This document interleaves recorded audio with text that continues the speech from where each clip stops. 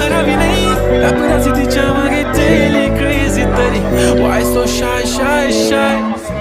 सुंदरी सुंदरी तुझं नाव काय आहे तुझं गाव काय आहे ग अरे सुंदरी सुंदरी तुझं नाव काय आहे तुझं गाव काय आहे ग